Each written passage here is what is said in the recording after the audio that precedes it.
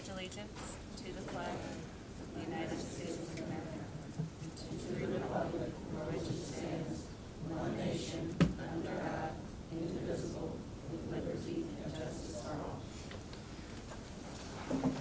Is there a motion to approve and adopt the March 10th, 2020 regular business meeting agenda?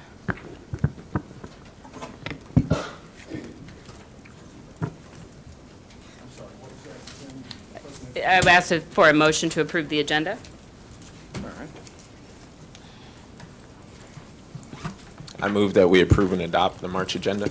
Second. Mr. St. Omer? And who was the second? Pardon me? Susan. Myself. Susan. Susan? Yes. Me. I'm not as good as Ms. Lewis. Ms. D. Jones? Yes. Ms. S. Jones? Yes. Mr. Lane? Yes. Ms. Miller? Yes. Dr. Roberts? Yes. Ms. Val is absent. Ms. Rhodey Collins? Yes. Motion is passed. Dr. Adams?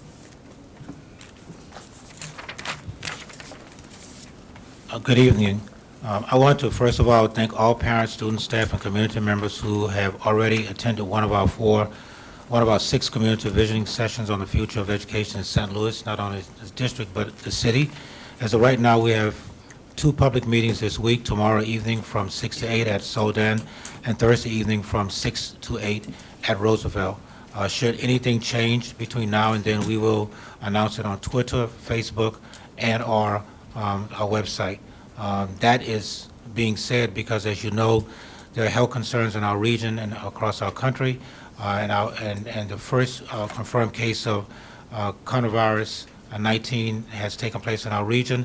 We have a meeting today with principals this morning to discuss some early strategies around what we needed to do. We've already been doing a lot of work. At present, we are going to monitor closely all field trips and activities and look at some restrictions in terms of access to schools. We have great appreciation for our partners, volunteers, mentors, and vendors. But while things are uncertain, we are monitoring if we will continue to have those persons in our buildings on a regular basis in the way that they have been in the past, especially over the next 3 or 4 days prior to the beginning of spring break. We will reevaluate after spring break. We're also reminding parents who are visiting our schools if they have any kind of sickness or illness, or they suspect that they have any kind of flu, that those persons as well would not necessarily come to the school, but we will share information otherwise. Principals received information today. A phone notification went out today, as well as documents that also went out to staffs across the city. We've been working with Local 420 on this matter, as well as our unions. We've also been working closely with the City of St. Louis Health Department as it relates to what's the best strategy to support the 68 school buildings, the 21,000 students, and 4,000 employees. And so we're monitoring closely what's happening in our buildings in terms of illnesses and all of those kinds of things. Finally, a friendly reminder that parent-teacher conferences are this week. They started on yesterday. They're ending on Thursday. The schedule is available on our website, and spring break is next week. School is scheduled to resume on Monday, March 23rd. At this point in time, we have 3 presentations. The presentation on the calendar will be pulled at this point in time. We'll start with a gifted update, followed by an update from Magnet Update, and lastly, an update from Human Resources. Mr. Kip Ward.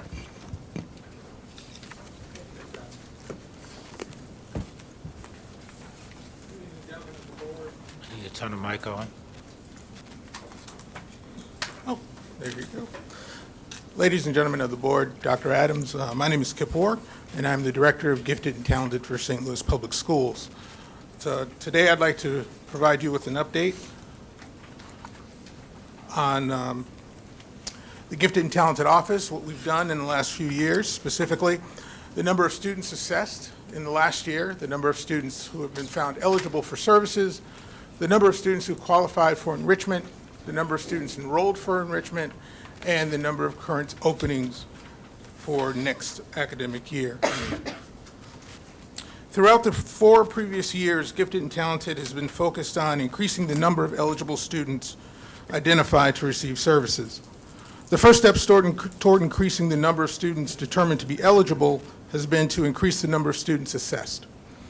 In the 2015-16 school year, the department had one examiner who assessed all students whose parents brought them in for testing. By 2018-19, the number of examiners had increased to 2 full-time and 2 part-time personnel, along with 6 part-time examiners borrowed on occasional Saturdays from the special education office to help us increase the number of students tested. You can see in 2015-16, we were testing about 1,000 students a year, and this last academic year, we tested 3,248. Subsequently, the number of students that we found eligible have increased, along with the number of students assessed. In 2018-19, we identified 126 students as being eligible for services. This previous academic year, we identified 342.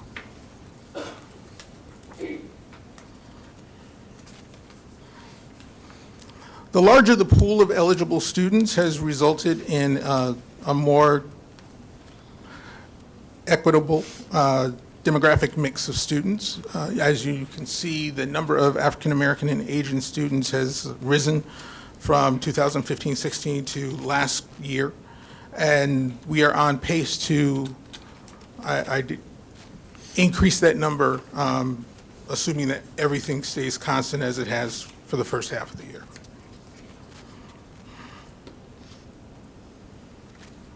Additionally, over the past couple of years, we've identified a group of students who've come close to meeting the criteria for eligibility, but have not satisfied all the requirements. We refer to these students as being enrichment students. Enrichment students have met the cognitive requirement, or the IQ test, by scoring at or above the 90th percentile, but have not scored high enough on the academic achievement test to qualify for eligibility. We have identified 136 students who are in this category in the previous academic year, believing that most of these students had not passed the academic achievement test due to an inability to access the content. We have offered this enrichment opportunity to enroll in one of our gifted schools for a probationary year. The purpose of this year was to give students time and an environment in which to be exposed to advanced content. These students will be required to retake the academic achievement test near the end of the school year. Those who satisfy the requirement for eligibility will be permitted to stay at the gifted school in which they are enrolled, while those who do not satisfy the criteria for eligibility will be transferred to the magnet school of their parents' choice for the upcoming school year. Of the 136 students identified for enrichment, 77 had expressed an interest in enrolling at Mallinckrodt, Kennard, or McKinley at the beginning of the year. Currently, the number of students requiring further testing stands at 45.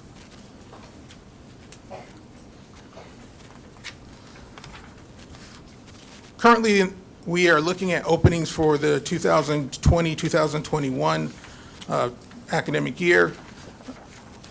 As you can see, the numbers for Columbia are what they are, while the numbers for Kennard, Mallinckrodt, and Styx, while these numbers may appear to be high, if you look at the number of students that are on our waiting list who have achieved eligibility, we should be able to fill all of these spots as those students who have not tested up to this point in time are tested.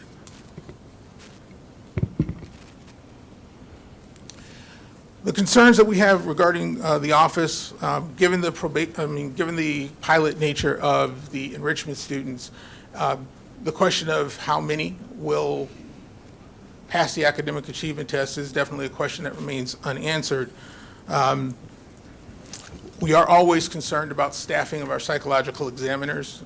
They are not easily found, and we are quite lucky to have a couple of retirees who have given us some of their time. And definitely the ability to find teachers who will serve as pull-out teachers to cover our pull-out one of our 14 pull-out programs. Are there any questions? So let me provide just a little clarity before questions start, please. Point one, Mr. Kruger, who's following him, will talk about the magnet school numbers. He has a better wrap on that. The two departments all link. linked, but they're not linked in the same way. Mr. Ward's role is to test. Mr. Kruger's role is to place. So he has a much more intimate knowledge of the placement process for magnet. So if you're looking at some concerns around the magnet numbers, he could provide a little bit more clarity around that. On the notion of enrichment, we had a meeting last night. Dr. Knight and Dr. Howard spent some time at Kennard or Melanchthon, I can't remember which one it was, Kennard, with about 50 parents who were concerned about the enrichment program. And so I know Mr. Ward indicated that those students will go to magnet schools if they are not successful on the academic portion of the assessment. We are still in conversation around what might happen in that case. So I just want to put that as a point of emphasis. After getting some information from the two ladies last night, we'll be having some other conversation. So I don't want to put it firmly because I think I want to make sure that their credibility is intact with the parents that they met with on yesterday, because that's not what was shared with them, that they would bring the information back to me and we would have some conversation around what to do moving forward. So I have a question about testing. I know there are entire states who have outlawed giving IQ tests to specific demographics. And I'm concerned about how we are actually measuring the gifted and talented, what we consider gifted and talented students. So my question is whether we've looked at other models for trying to identify students that would qualify for this type of service. So I'll take that one since I'm a little bit more familiar. In 2015-16, then coordinator at the state, Mr. David Welch, the requirement was 95% success on the academic portion and 95% on the IQ portion. We petitioned the state at that time. They allowed us to go to 90 and 90. And so it is a state requirement at this point in time. So even if we, and that was because there were less students of color in the program at the time, and this has increased the number. So this is a state requirement. The state provides additional dollars for gifted students. Not a lot, to be honest with you, but additional dollars in the dollars that we receive from the state. So this is a state requirement. We don't have flexibility to say we want to do it or not want to do it. It's based upon the state's guidelines.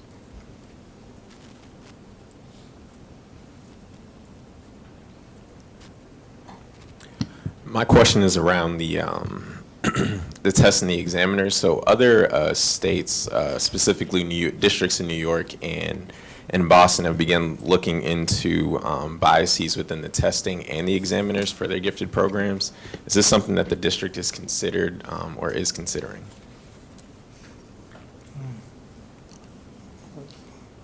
I think the answer to the question is we have looked, Mr. Lang, at this notion of, I think a question came today from the president relative to the number of tests. So we have about 15 variations of tests that we give the IQ assessment, all authorized by whoever the agency is that supports it. The answer to your question is no, we have not looked at the biases by the examiner. We have looked at the assessment piece, but not the biases by the examiner. That's not something that we have ever discussed, quite frankly, but something we can look to see what New York is doing in that space, but we have not looked at that at all. But we have looked at the tests, but we have not looked at any biases around the examiner. Mm-hmm. Okay. And my second question, so I think it's great to see that the number of students of color that are getting tested or eligible is rising. I know that there are a lot of barriers to testing or even going through this gifted process, just the number of tests, places that parents have to show up, and knowing that transportation is a huge barrier in the city, as well as single parents working multiple jobs. In what ways is the district trying to reduce those barriers to equity for students to actually get tested? Sure. We do test here at 801 Monday through Friday year-round, but we also test at Sticks on Saturdays throughout the majority of the year, from September to April, March, April. We have an examiner who's currently working her way through schools. So, I mean, she is specifically testing 3- and 4-year-olds, but she definitely gets in schools where there would be transportation issues or the availability to take off work and come down to the office, so that will be, and as those issues come up for parents who call the office, we typically can send her somewhere on the day in between her moving from, say, one school to the other. So the bottom line is we test at the school site, Mr. Lang, or we try to test at the school site. Last year, we had an examiner targeting just North St. Louis schools. We did not do that this year, am I correct? Oh, we are doing it now. Okay, and so I knew that we designated an examiner just to do grades 2nd and 3rd, or what grades were 3 they? and 4-year-olds. 3 and 4-year-olds at North St. Louis schools exclusively, such that all of those students can be exposed to taking a pre-assessment and then obviously taking the other assessment. For, make sure this is. For the 3 and 4-year-olds, is there a certain time of day that you guys come to assess the students when you come to the school? And to ensure that we're not testing them when they're just waking up from a nap, to ensure that they're actually able to take that test effectively? Sure, we are there before school starts, before the first bell rings, and try not to assess students after lunch. Okay, but I mean, like, if you guys ever come and they're taking a nap or anything like that, does the person come back? Is it rescheduled, or? The person comes back. She's usually there for multiple days at a time. Okay. If I missed this, I apologize. I know before you said we were doing it exclusively when parents asked for it to happen, and now we're doing certain schools. How are we identifying students that are being assessed? The students that are being assessed in schools How are are, we identifying students who are being assessed across the district? their parents call the office and schedule an appointment. So that's still the only way that students are. Yes. My question is, well, I've had 4 children during my time as a parent in St. Louis Public Schools gifted program. And my concern was, as well as with my granddaughter, that is it just 1 year, a probationary period for a student to pass this test? Or is there an extension of that 1 year period? For this year's enrichment pilot, it is 1 year. So during that 1 year, since the district is familiar with the areas that the students will be tested in, is it possible that you can have pullouts that parents can go over the literature or information and bring their student up to par with whatever it is they're going to be tested in?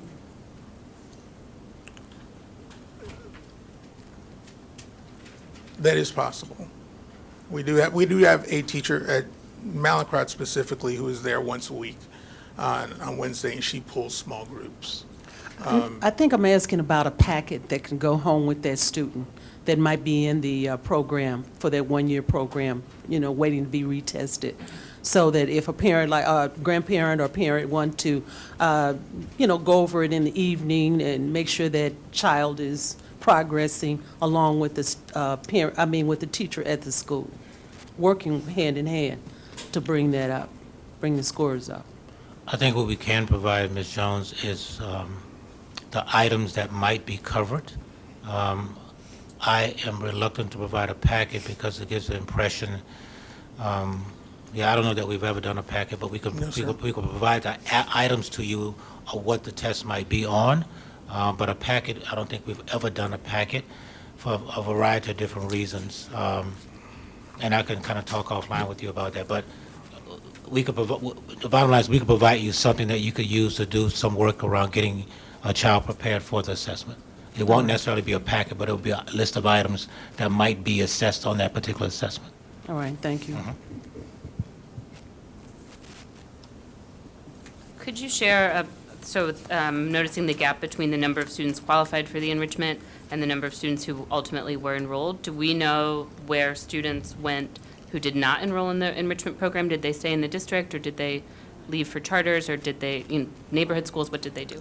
The majority of those students actually were not enrolled to begin with, and not showing up for the first day of school. We don't know where they went.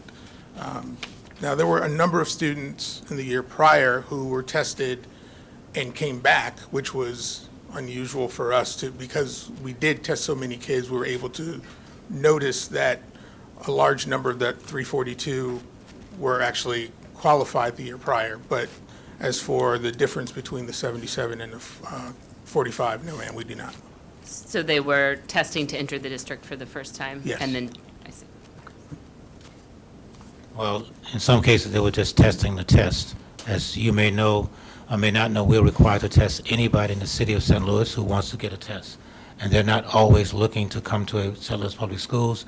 They're looking to get a score for whatever purpose, and we are required by law to test anybody who lives in the city of St. Louis.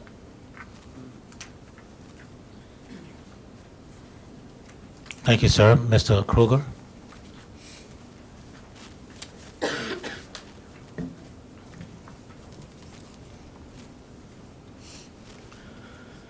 Good evening, members of the board, Dr. Adams. My name is Lou Kruger. I'm the Director of Student Placement for the St. Louis Public Schools, and I'm going to provide an update on the Magnet and Choice Schools application and placement process for the coming school year, as well as some information about last school year and the current one that we are in.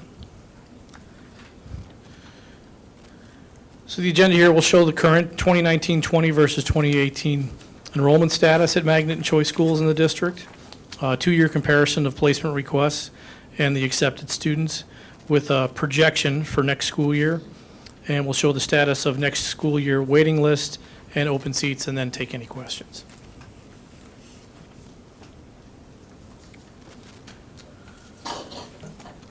So this chart here shows the enrollment status comparison for 2 years, well, last school year, 2018-19, the current school year, and what we project for next year.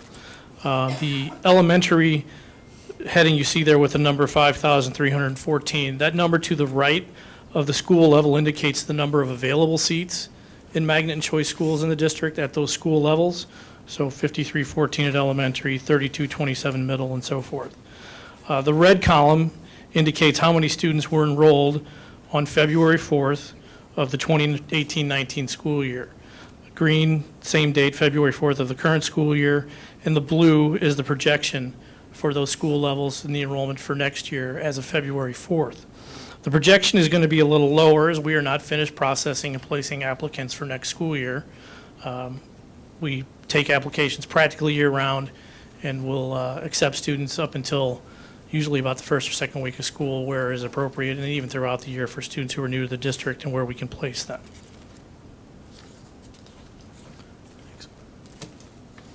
So these next four slides will show a bunch of information regarding applicants, requests, and comparison, acceptances, comparisons. This one here will show the placement requests, applicants, acceptances from the lottery, and acceptances done after the lottery up through February 4th for each of those 3 years. The red column shows the number of placement requests at 22 weeks at the same time period from when the application period opened up to when it to when we pulled the data. So that's placement requests, the red column there. The green column shows the number of applicants. There's a distinction between placement requests and applicants, as each child is permitted to apply for 2 schools or up to 4, depending on the grade level for a gifted program. So, you will see a lower number of actual students as opposed to requests, as they can apply for 2. The blue column shows the number of acceptances that were done in the lottery for each of lotteries for each of those 3 years, and then the yellow column has the acceptances that were done up through February 4th on top of it, not in addition, but on top of that.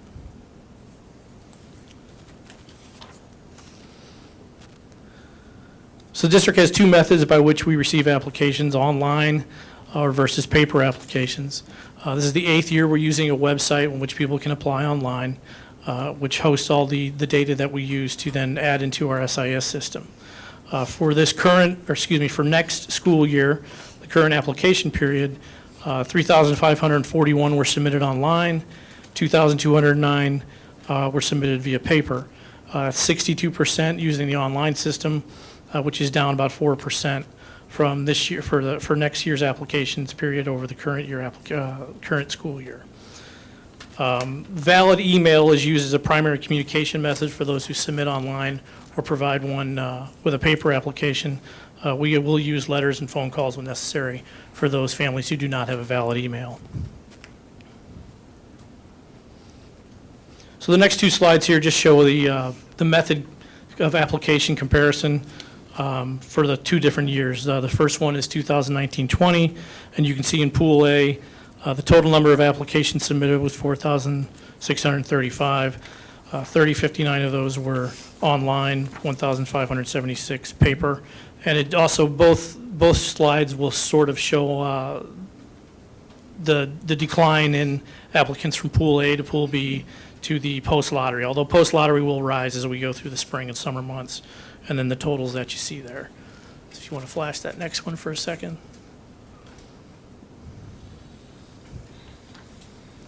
Okay. So the district uses a two-pool lottery system and to process applicants and place them in the schools. This is the 6th year using 2 applicant pools. We used 3 in the past, but 2 works better. The Pool A period opened September 15th of 2019 for gifted and ended, or excuse me, and also the general education application period opens October 1. We allow an earlier time period for gifted to, as Mr. Ward described, to allow for more students to be tested and so forth. It takes a little more time. The Pool A deadline for both groups was November 1. We received 3,798 requests for Pool A, and that's down about 837 from last year. Pool B officially opens November 21, which is typically the day after we provide notice. Any applications we receive from that November 1 deadline through February 21 are simply added onto Pool B. And then the January 3 deadline, 2020 for Pool B. 1359 requests Pool B, that is also down 357 from the previous year. We have 593 post-lottery requests from January 3 through February 4th, and that's up a little bit over the previous year. All applications submitted post-lottery are processed first come, first served, so they're simply added to the group and looked at for potential placement as they come in instead of through a lottery. So this slide shows the wait list requests and open seats for next school year. The elementary wait list has for 573 with 1,828 open seats. You may ask, well, why do we have students on a wait list with so many open seats? Many of those students have requested schools or grade levels that are already projected to be full. So they're basically asking for placement in a school grade level that we don't have enough availability for that student to be placed. In addition, other students are on these wait lists awaiting determination of eligibility for a school with criteria. That includes all the gifted programs as well as magnet and choice high schools. As far as the elementary wait list goes, about 32% of those students are asking for PK3 and PK4 grade levels. 400 are on the elementary wait list for Kennard and Mallinckrodt. And for the middle level, 165 are on the wait list at McKinley, with 54 at Bush 7th and 8th grade. Those at McKinley are awaiting testing, and Bush is simply a popular school, and we don't have a lot of room for 7th and 8th graders. High school students on the wait list, most of them are awaiting determination by those schools to meet the criteria on whether those students are eligible. So the next steps in the process are really just to continue processing applicants and trying to place them as much as we can. Determining eligibility with gifted testing and through the high schools. We update the website postings of schools and grades with open seats. This is done about every 4 to 6 weeks, so parents can see where the open seats are and we try to encourage them to apply for those. We also have to take all this data and we update our student information system, assigning students into the schools that they are accepted into. And we're just now finishing up the lottery and January placements to begin then looking at doing more acceptances within the next week or so and adding those to SIS. And that, again, will continue on through the start of the school year. We will continue collaborating with our institutional advancement team and student recruiting regarding next school year recruiting and applications. And we're also looking to implement an upgrade of the online application and management website over this summer. And that, will open up in dates in September and October of 2020 for placement in the 21-22 school year. And any questions?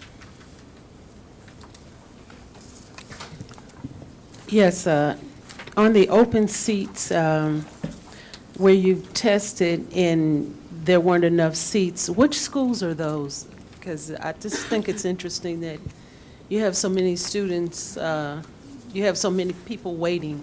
Well, at the middle schools I described, McKinley has about 170 students, I think that was the number, maybe 160, that are on the list to be tested. Many times those parents don't exactly know what they're applying for, so they don't really test. So that's kind of a high number for that particular school level. And at the elementary level, the entry-level grades are the more popular grades, preschool, kindergarten, first grade. So that is where we see a lot of students that are on the wait list. It's going to be at your early childhood centers for preschool for the most part. And then the wait list for the gifted programs is quite lengthy. As I believe I said, about 400 students that are still awaiting evaluation. Now, this data is about a month and a week old, so a lot of those students have already been evaluated, so that waiting list will fall. But that's where the majority of the students are. So high schools like Metro, Collegiate, and Well, those- what we do with those schools, Ms. Jones, is we accept applicants in Pool A and Pool B, but knowing that those schools are going to be filled up in those two pools, we then remove them from potential application. We don't necessarily want families to apply for a school or a child's just going to reside on a wait list. We encourage them to apply to schools where there are open seats. Metro has about 20, maybe even less than that, students that are on their waiting list now. And those students are being contacted to determine where they may be willing to go in another magnet school in the district if they're so interested. The number that you see, the high number, 1144 for high schools, those are really just a lot of students that have applied to go to the schools or requested to go to the schools. And we're awaiting those schools to make that determination on whether the children are eligible or not. I think that's what I wanted to know. Which schools are those that these students are waiting to hear It's from? all of them. The Gateway, Carnahan, all the schools, some waiting lists are much longer than others, but each school has that responsibility to sort through their applicants and determine who is eligible to go to the school and who is not. And sometimes it just takes a little time. Students from outside the district, they're requesting records from other schools, and they don't always get them in a timely manner. Particularly a charter school that students would continue on into high school. It takes a little more coaxing sometimes to get records from them, things like that. It really is just a time factor at this point. All right, thank you. If they're eligible, we'll get them in. Thank you.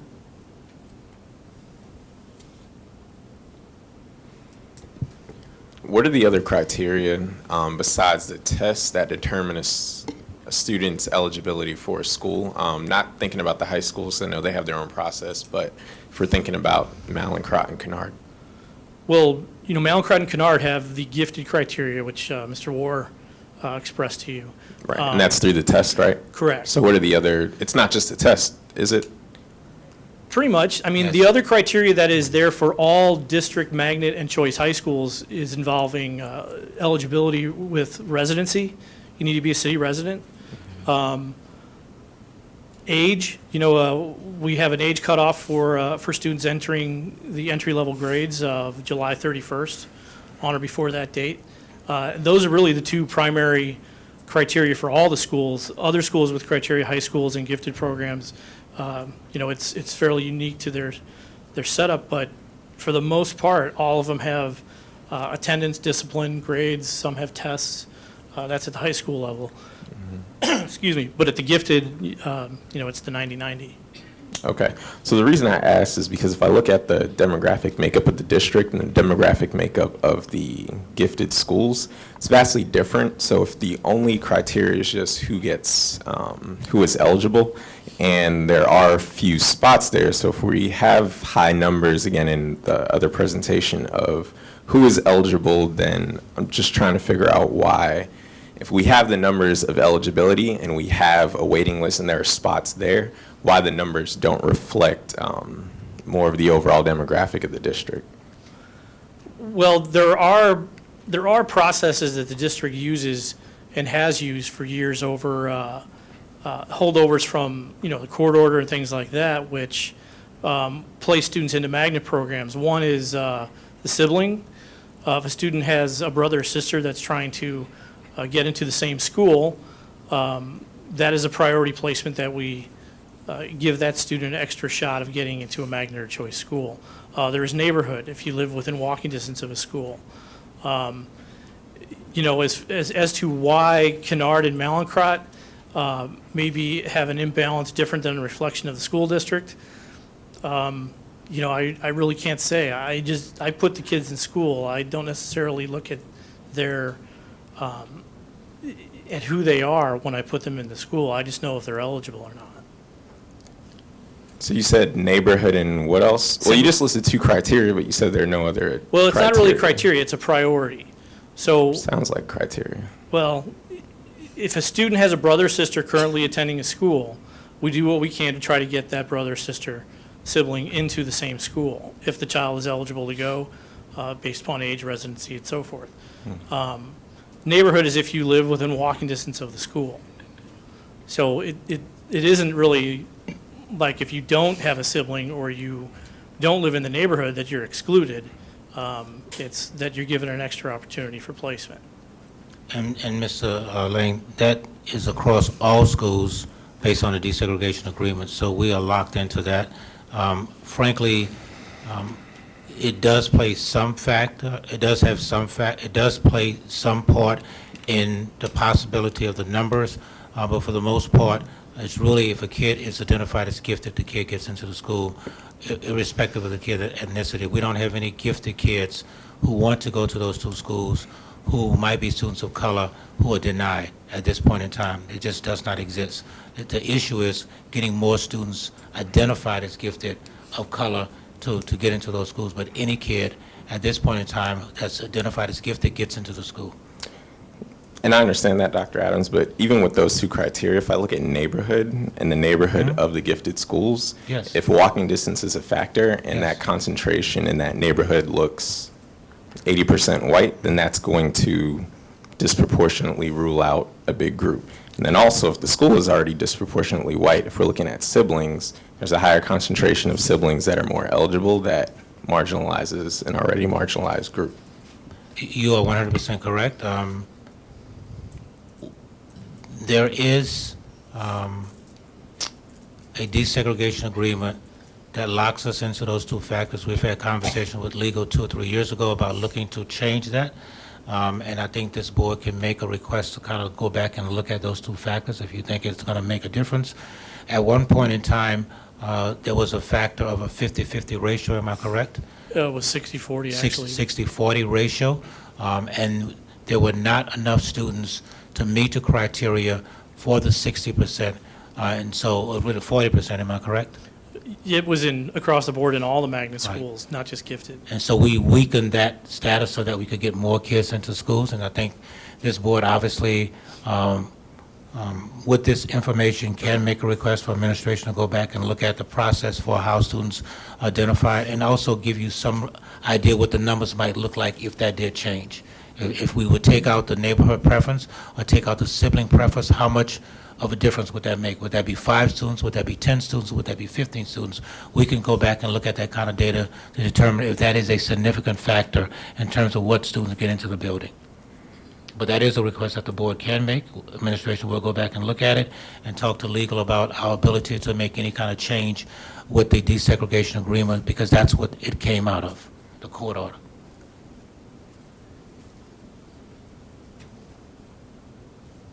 Thank you, Mr. Kruger, at this point in time. Thank you. All right. The last presentation is a human resources update. Mr. Burton.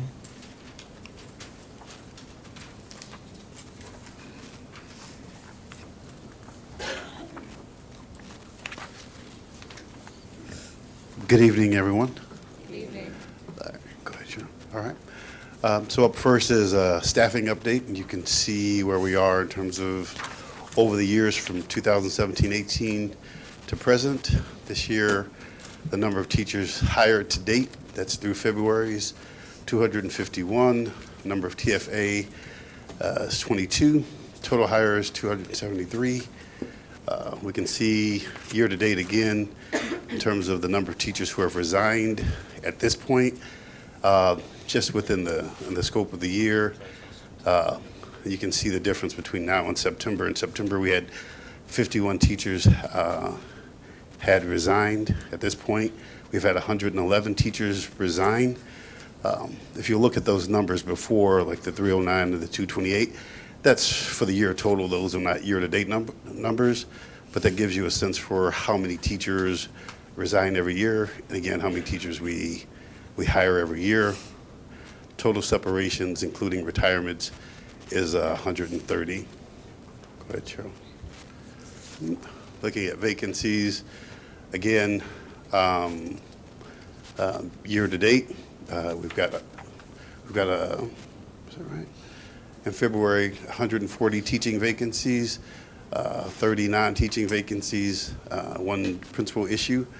If you look at that number, it should be noted, we had 51 teaching vacancies in September. And again, that number continues to grow as teachers leave in the middle of the year. Go ahead, Cheryl. There we go. And then looking at the hard-to-fill positions, the biggest area you see where we have significant vacancies, it's science, special education, and then we're looking at regular classroom teachers. PE teachers, we can look at 10 this year, and that number fluctuates from year to year. It's not always hard to fill, but you can see this year it has been a challenge. Go ahead, Cheryl, next. Looking at employee relations, and this is the number of cases that are handled by them. You can see in American with Disability cases year to date, 110. You can see total last year was 158, so we're on track with that. Looking at background cases, there are 7. Where you'll see the big issues are, again, with the Division of Family Services, 52 year to date. Last year was a total of 98. Looking at job abandonments, last year there was a total of 43. This year that number is already at 42, which is a significant leap for us. And then liquidated damages cases, and I'm not sure if you know what those are, but there is a liquidated damages clause in our contract for teachers. If you leave within the middle of the year, that you have to pay the district $3,000. And you can see there are 67 of those currently. And then policy violations there. So total number of cases that the employee relations team is dealing with right now is about 436, compared to a total last year of 580. Go ahead, Cheryl. All right. And then looking at labor management, this is the group that meets, or I should say the Director of Performance Management meets with the union to work out grievances that they filed. There's been a total of 67 of those. 62 of those have been resolved mutually. The others are pending that. And we haven't had any to reach an impasse this year. Good, Cheryl. That's it. All right. So just looking at projects and things we're working on university partnerships and the teacher pipelines. And as you know, there's a teacher shortage nationally. And so part of the work that we've been engaged in is a Grow Your Own program to develop our own teachers from this community. So we've partnered with Washington University, UMSL, and with SLU to develop programs for next year. The program with WashU, the teacher residency is already up and running. The SLU program and the UMSL program are both new, and those residents will be in our schools next year. We are working with recruitment fellows. Those are teachers that we hire during the busy time of the year to screen teacher applications in the teacher application system. And so they screen those applicants. They get paid extra service for it, and then they do telephone interviews and screenings. And then the people who pass those are moved into our hiring pool where principals can see them and begin to reach out and to try to interview them. We've been training all of the new staff on our new applicant tracking system, which is Nimble. We have our entire new hire offer letter and paperwork has been moved into DocuSign, and so that process is paperless, and we're pretty excited about that. That's cleaning up a lot of things. And of course, we've put our end of the year evaluations into DocuSign as well. That's paperless for leaders, building leaders specifically. And then we're developing a monthly newsletter, which will go out the first of each month. We've got a new employee management system, which will allow us to put our employee relations, all those cases we talked about before, into one system that allows us to sort them, particularly for the EOC data, to make sure we're in compliance. And then lastly, another project, amongst other things, is we're collaborating with the Wallace Foundation to develop principal pipelines for the next year. Okay. All right. Are there any questions?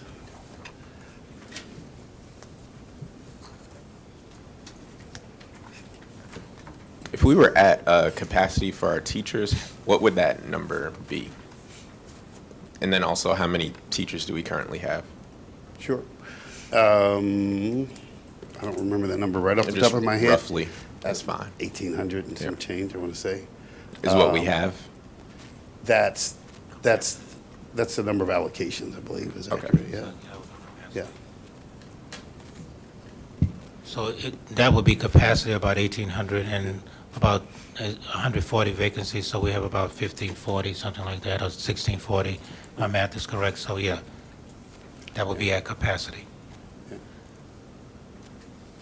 I have a question.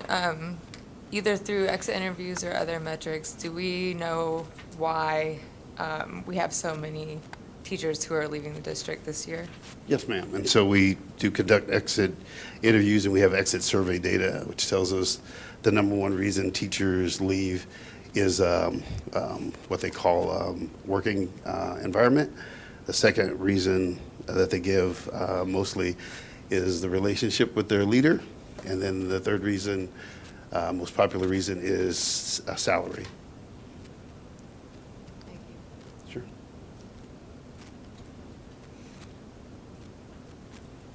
So those are some of the measures that are, or some of the suggestions given when they're doing their exit from the district. How do we work to improve in those areas moving forward? So if they don't have a good relationship with the leadership in the building, how do we provide the proper training or the proper team building exercises so that we can have a body of individuals in our schools that can work together effectively and in the best interest of our students?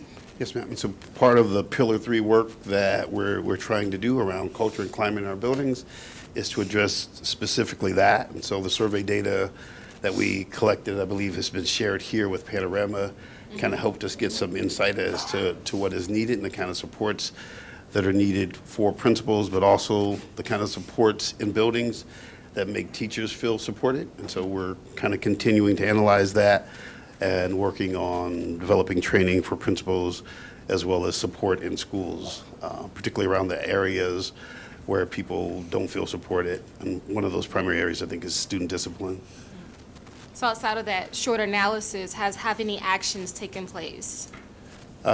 Yes, and there's a number of steps that probably have been taken regarding that. So certainly, training for principals has already taken place, and additional training will take place.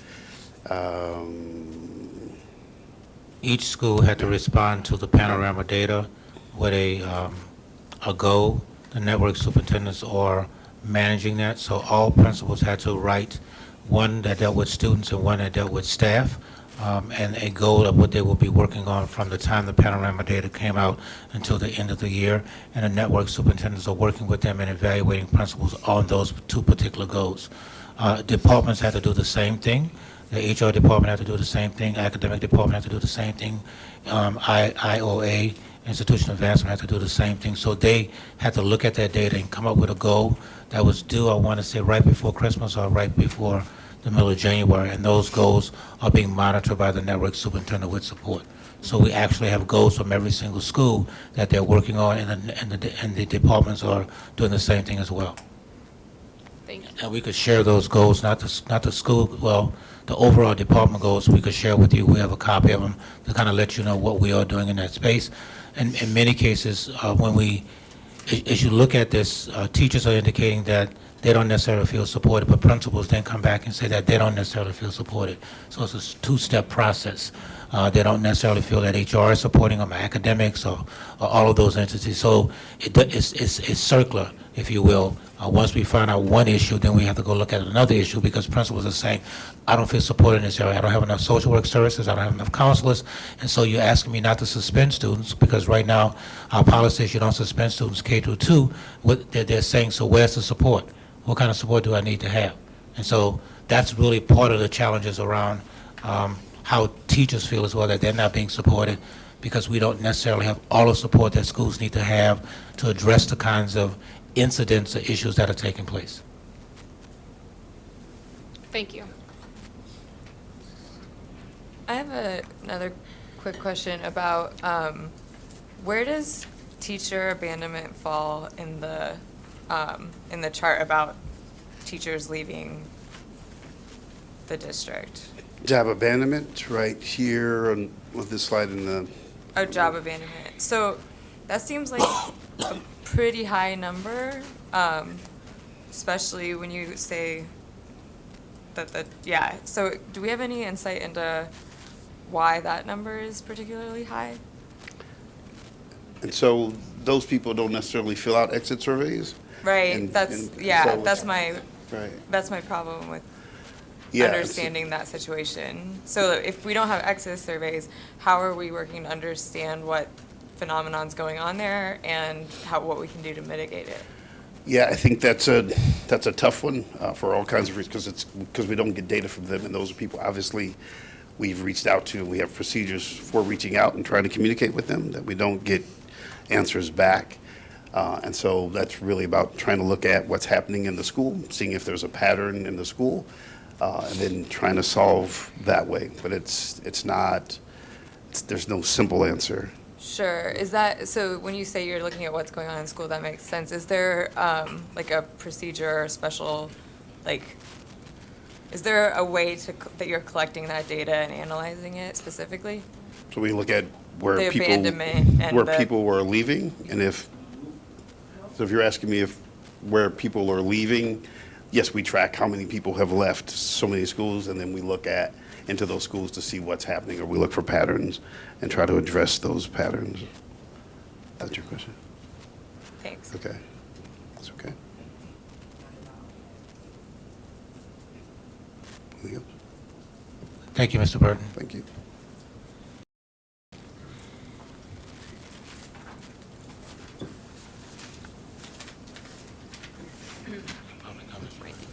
So public comment, remember we do have a 45-minute hard stop. The Board of Education values the opinions of the St. Louis community, but please be respectful and limit remarks to 3 minutes. We encourage you to express your concerns and viewpoints in a constructive and healthy manner and reserve the right to revoke the speaking privileges of speakers who fail to conform to reasonable requirements of decent public decorum, meaning please do not name names of employees or students due to privacy concerns. Speakers may not relinquish their time to other speakers. Charles Babatu Murphy.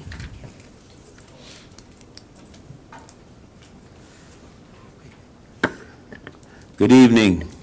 Good evening. Charles Babatu Murphy, Local 420 AFT, Building Steward at Roosevelt. Wow. Ask a teacher. All those questions you had about a little while back, ask teachers.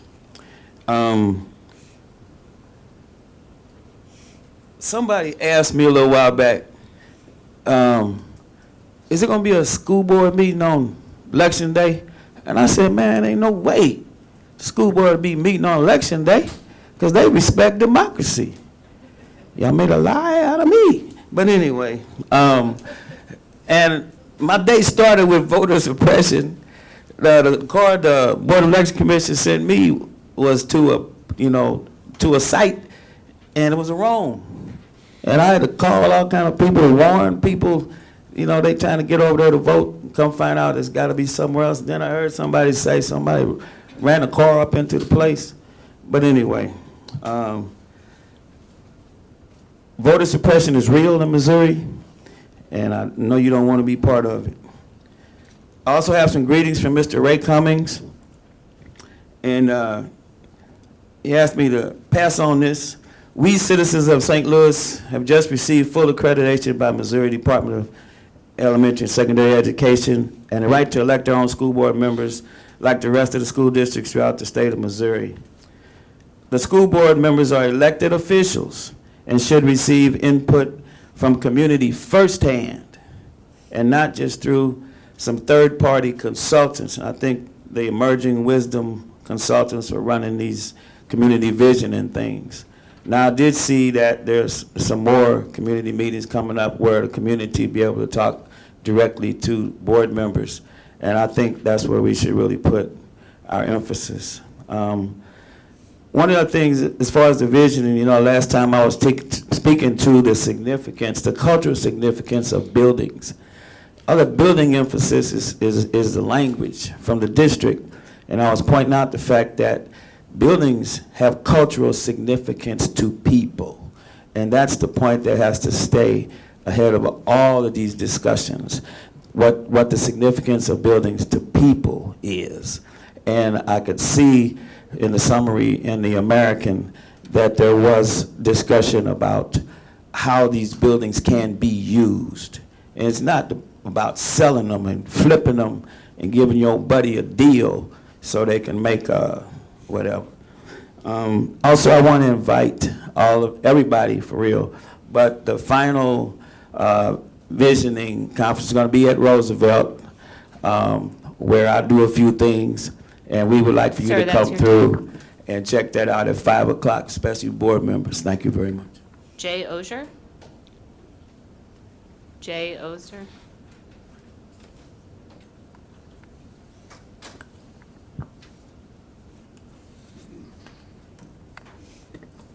Yes, my name is Jay Ozier. The process currently being used in this process is not inclusive or participatory as the process that was used with the Special Administrative Board when we was going through that procedure. This current process to me is very contrived, and Barbara too somewhat mentioned on that. Closing schools do have an impact on students and the community. School closing displaced students and harms students' performance. We know that school improvement is an ongoing process that includes engaging parents, community educators, staff, and students. Declining enrollment and academic failure are often used to justify school closings. Schools classified as unutilized often are reopened as charter schools. Charter schools do not raise students' achievement, and they often use selective admission policies to exclude the most vulnerable students. Charter schools are not subject to the same academic standards and public accountability as neighborhood public schools. Decision to close schools must not jeopardize students' safety or security. They often don't take into consideration the safety of the students and transportation. We have an epidemic of violence in the city of St. Louis that our children, students, have been the victims of, and they, as well as the community, has been traumatized by. We do not recognize this. If we don't recognize this, then we are not really serious. Student population may be combined in ways that put students in physical danger, especially when possibly gang and neighborhood lines are crossed. We need to fix our schools. Students need and deserve real solutions like community schools that offer wraparound services to meet the academic, social, and health needs of our children. They are whole people, their families, and our communities. We, the taxpayers and citizens, demand this from our Board of Education. Beth Faust?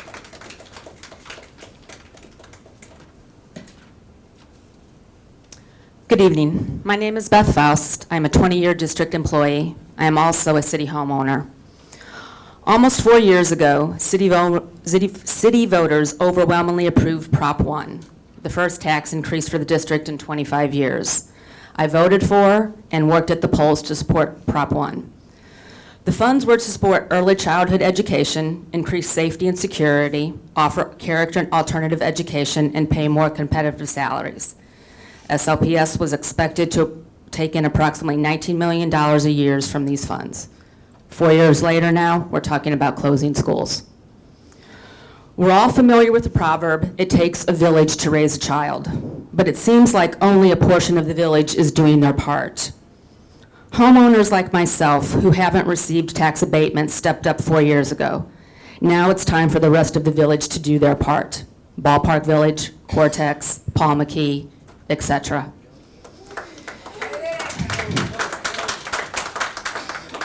So my question is, has the district reached out to those I've mentioned, other big hitters, and advised them that our students and our community can't continue with trauma inflicted at every turn? Consolidations and closings will cause further trauma that staff like myself will be left to try and extinguish. It's time that those that are more fortunate than our students contribute and stop stealing from our village. These comments I make are in line with others that have spoken at the community forums, but the elected board needs to hear these comments from those of us that are part of the village, and not only through the interpretations of a third party with a narrow scope. In closing, it is my hope that the 2 public forums following the recommendations of closings and consolidations will resemble more of a town hall meeting, similar to that in which the presidential candidates have engaged.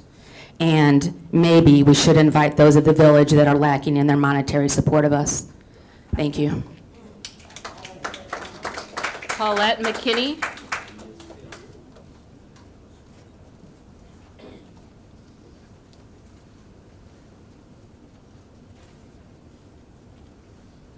Good evening.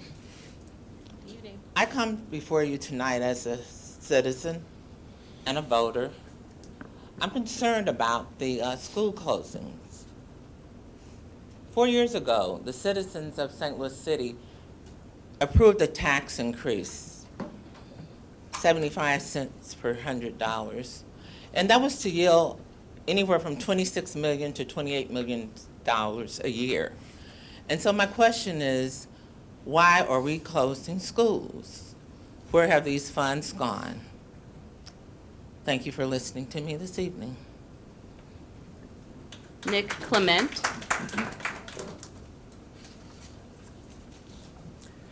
Thank you. My name's Nick Clement. I'm a retired teacher. I taught for 20 years in the district.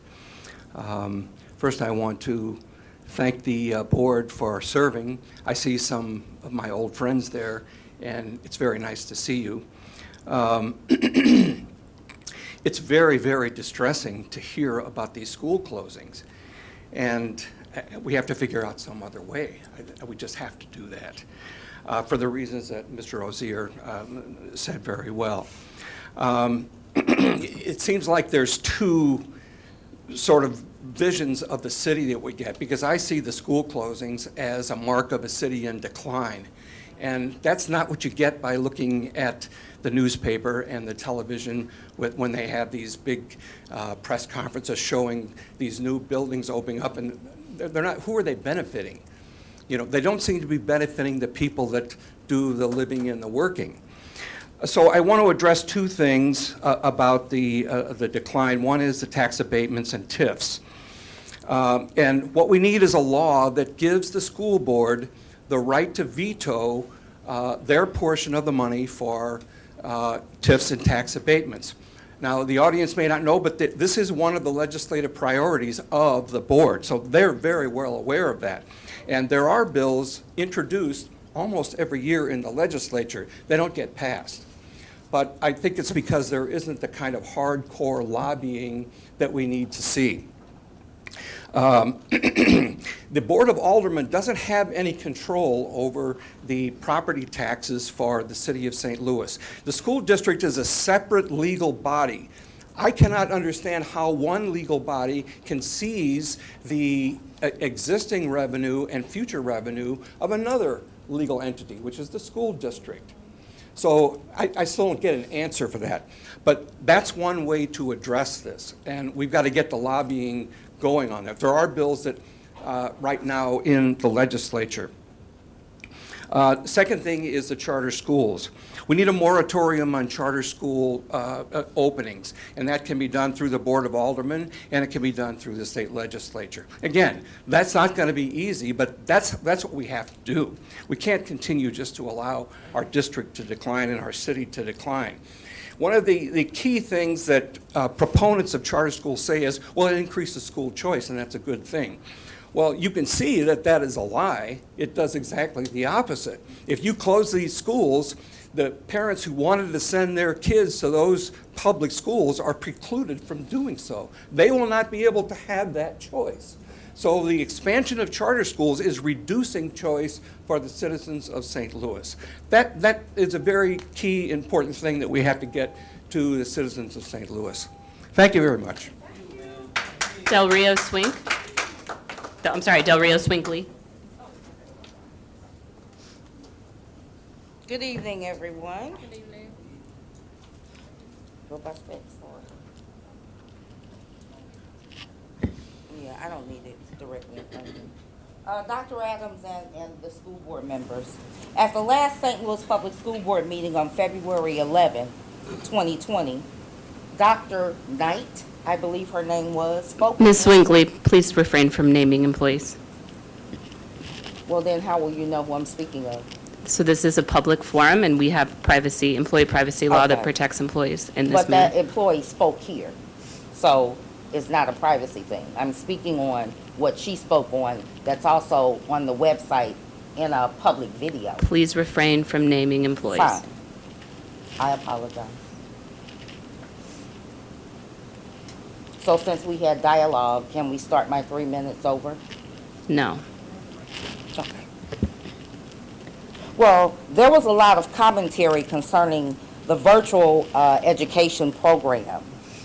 The person that spoke on that answered a question for Ms. Jones, Ms. Donna Jones, when she asked were students provided with iPads in the virtual program. The person who spoke here said yes. That is not true. My daughter has never received an iPad from the virtual program, even though I've asked and emailed about it several times.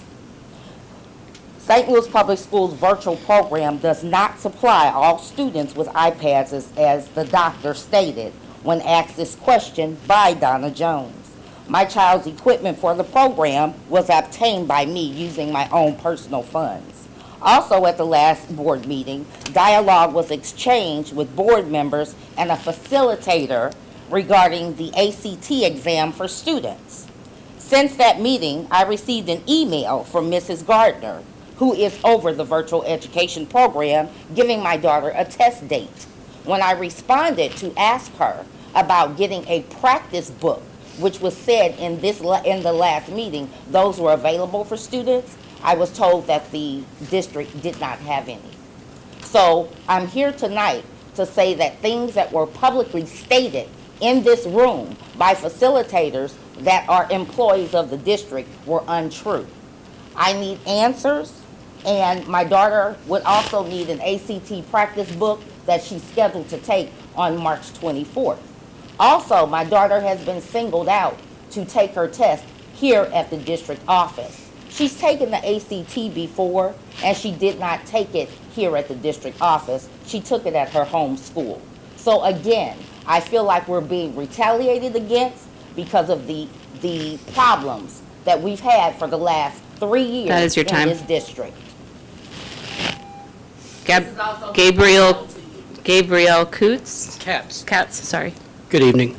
I'm here to speak about my frustration and dissatisfaction with the Gifted and Talented Enrichment Program. We had a meeting last night, as you might know. There were about 50 parents there, and I hope that I will echo their sentiment. We all have a great level of frustration. My son took the academic assessment test, and it basically took about 5 minutes for the test giver to administer it. It was the Wyatt 3. I don't know if I'm saying that correctly, but we were told that he got a 47 percentile in his reading comprehension academic assessment. We were very surprised to hear that because as a second grader, he was reading at a 6th grade level at the school he was attending last year. I called the office and basically asked if I could get an explanation. I got very short answers. The person I spoke with was very abrupt. I was told that the test giver was very experienced and that my child basically did what he was capable of doing that day, which we really did not believe to be true at all. He started at Kennard Classical Junior Academy this year. In the first week of school, he had a STAR test where he scored in the 97th percentile in reading. By the way, I should say that he's an 8-year-old third grader. Because of the cutoff date in the previous school that he was at, he was able to start kindergarten early. So he's basically, the first week of school tested 50 percentile points higher than he tested when he was given the test in the office. That basically makes me very curious about the credentials of the test giver. And it would be very nice if there was a way to have some kind of transparency as to the qualifications of these test givers, because it's extremely important for us to know that they are absolutely qualified to do this kind of work. As I understand it, they are supposed to be psychologists with at least a master's degree. Okay, so I should point out also that my son's story is not different from a lot of other children who were placed at Kennard and Mallinckrodt in the gifted enrichment program. He's done extremely well. In the second quarter, I don't have his third quarter grades yet, but in his second quarter, he got 7 A's. He's had some difficulty, but he did not receive, any support or tutoring at school. We've done that privately, and his math scores have come up tremendously. My question to you is, if these children are at the gifted and talented schools doing extremely well and making exceptional progress, why is one test at the end of the year that they're required to take potentially going to get them removed from that school and placed somewhere that may not be a school that may not be able to give them the challenges that they would require for a good education, and would also not be able to allow them to... That is your time. Oh, I'm sorry. Okay. That's all I have to say then. Tracy Spees.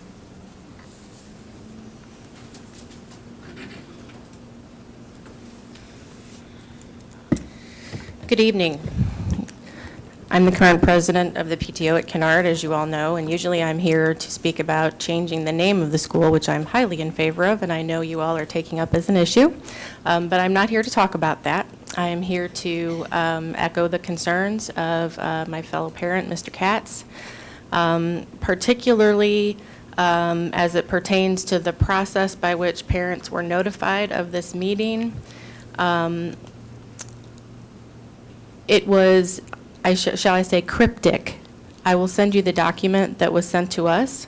I was so alarmed by the document that I received that it prompted me to put out a call on our Facebook page. If you receive this document, you need to call me, because it was not clear. It said parents of enrichment students. Only no one understood the term enrichment students. A few parents understood the term probationary students. Many parents were never told their children were there on probationary status and that they would have to pass a test in order to remain. I was told, however. It wasn't ever in writing, but I did have a conversation with Mr. Warr last February where he explained exactly what he said tonight. And I'm grateful for that. But I have to advocate for the parents and the kids, frankly, who are going to be affected by this. I'm especially concerned about their mental health. No childcare was provided for the meeting last night. Children were in the room when we were talking about their test scores and their achievement and the fact they might not be back next year. I'm concerned what that does to the stability of a child, when a child might have to leave a school and then maybe go to the third school that they've been to in 3 years. So I have to say, I am not one of these parents who will move if my child doesn't get back into Kennard. I'm a city resident. I'm committed to living in the city and sending my children to St. Louis Public Schools. However, not taking into account anything but this test score, as parents have repeatedly been told, is is ridiculous. As Mr. Lang asked earlier, what other criteria are there? Well, many other states and places use, and districts use other criteria like teacher evaluations and other grades and other types of test scores. The representatives from the district that were there last night were very gracious, and they listened to us, and I think parents felt heard. I would encourage you to do right by our kids and take into consideration these factors. Thank you. Brianne Holmes?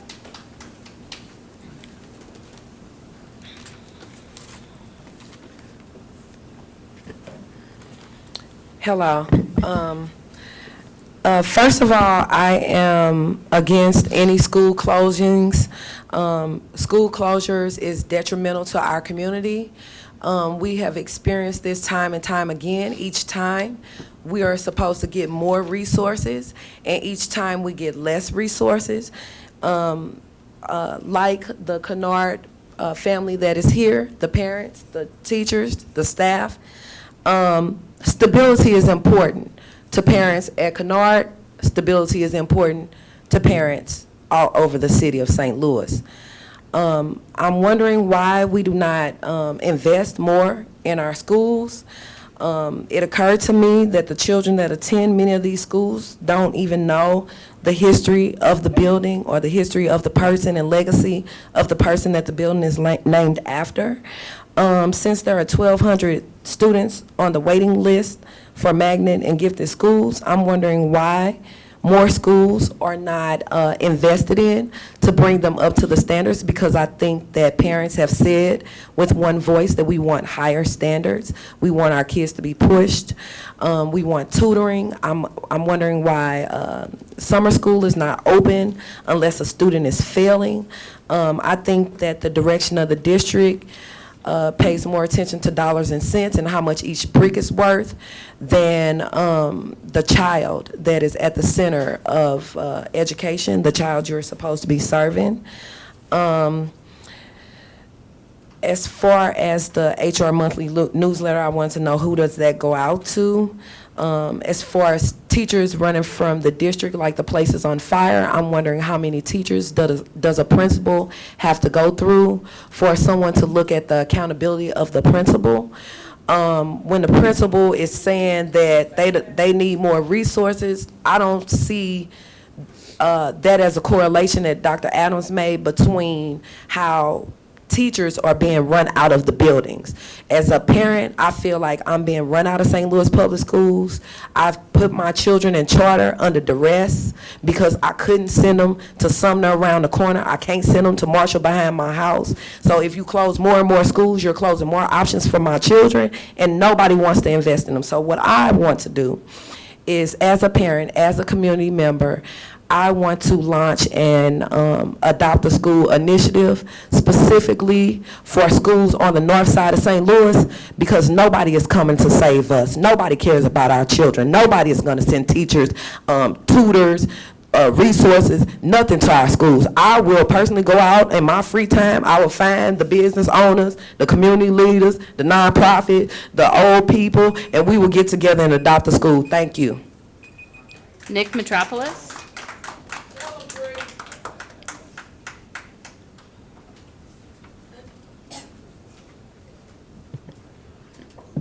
Good evening. I'm Nick Metropolis. I'm a social studies teacher at Collegiate School of Medicine, Bioscience, American History, and the union rep, the steward.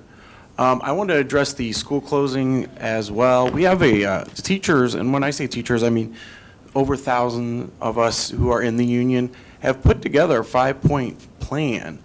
And yes, there is definitely some contradiction with what is being presented. One of my concerns is, as I try to get my students to think critically, I think we need to think critically about the data that is ahead of us, okay? So some issues we have, and my students have even brought this up, building maximum capacity is very misleading. So, for example, at Collegiate, we have a count, according to the district, that 404 students can fit in the building, and we're almost at 300 students. We are very full. Now, I don't understand the history of where these numbers are coming from. Is the number itself maybe telltale or coming from 1901 when the school was built? well, classrooms would have 40 or 50 kids at that point. So we don't teach like that. Another issue is, bluntly, I'm concerned that if we go to a school and it has a small class to teacher ratio, seeing as that we're not receiving support as social workers, nurses, and we don't have librarians anymore, in a world where Facebook rules and thinking critically through the validity of sources is more important than anything, in a very divisive culture and political world. I think that if you have a kid that's coming in from a school, and the one thing in the neighborhood is they get to build a relationship with a teacher and the principal, that's something. And I think even if there's only 150 kids at that school, and you have a principal, an assistant principal, and a teacher, and they can work together, just because of small numbers, you actually might be able to get somewhere. And I don't understand why that is in itself so dangerous or such a cost occurring thing. Bluntly, if it was in the county and parents walked into a classroom, there's 14 kids in the classroom, they're gonna love it. But in St. Louis Public Schools, that would be a waste of resources, which I don't completely understand. But our 5-point plan too is we have to meet these kids socially, mentally. We're asking for social workers. We have to have social workers.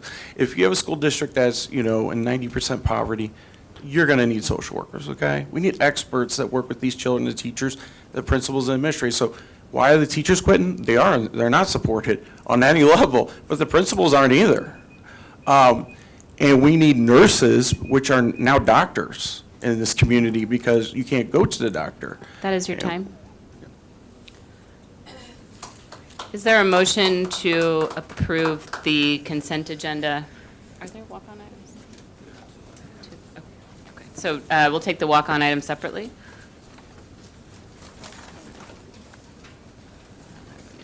Go back. No. Is there a motion?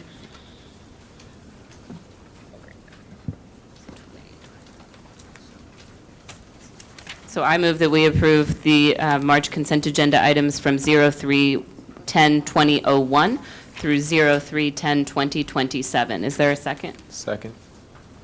Are there any questions or comments on these consent agenda items? No.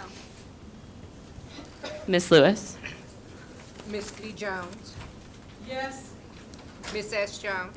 Yes. Mr. Lang. Yes. Ms. Miller. Yes. Dr. Roberts. Yes. Mrs. Fowler is absent. Mrs. Rhoda Collins. Yes. The motion has passed. Is there a motion for the walk-on items 28, or for walk-on item 28?